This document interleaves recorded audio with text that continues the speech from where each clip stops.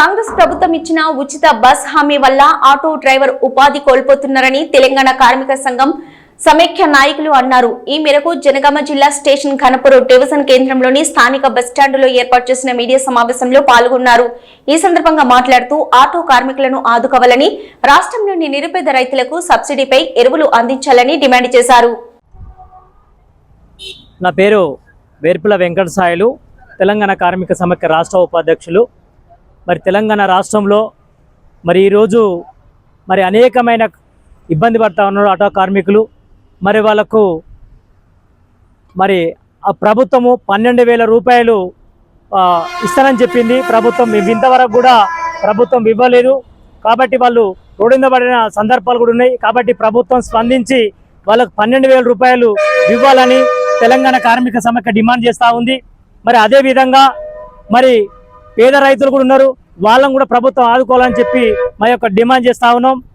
Station ఘనపూర్లో ఈ రోజున station ఘనపూర్లో auto కార్మికులు రోడ్డు మీద పడిన సందర్భంలో, కాబట్టి తెలంగాణ కార్మిక సమైక్య ఆదుకోవాలని చెప్పి మేము కోరుతా ఉన్నాం.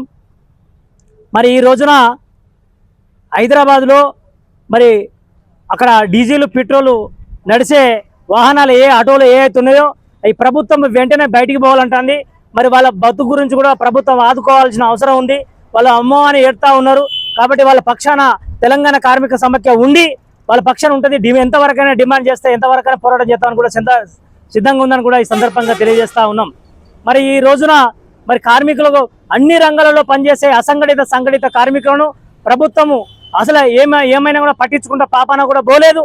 కాబట్టి ప్రభుత్వం వెంటనే పట్టించుకోవాలి, కార్మిక చట్టాలు కూడా అమలు చేయాలి. పేదవారి నిరుపేదలు సమగ్ర సర్వే రాష్ట్ర ప్రభుత్వం చేయించింది. ఇండ్లు లేని నిరుపేదలకు ఇందిరమ్మ ఇండ్లు కట్టేయాలి. మొత్తానికే నిరుపేదలకు వాళ్ళ ఖచ్చితంగా 3 ఎకరాల భూమి ఇవ్వాలని చెప్పి తెలంగాణ కార్మిక సమైక్య డిమాండ్ చేస్తూ ఉంది.